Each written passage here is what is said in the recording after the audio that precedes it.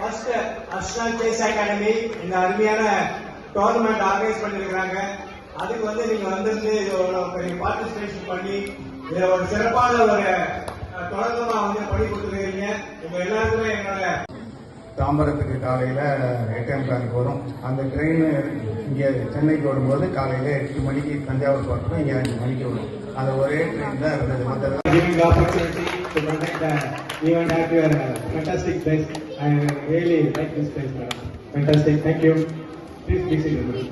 அடுத்ததாக best supporting academy அப்படின்றதுக்காக ஒரு அவார்டு கொடுக்குறாங்க.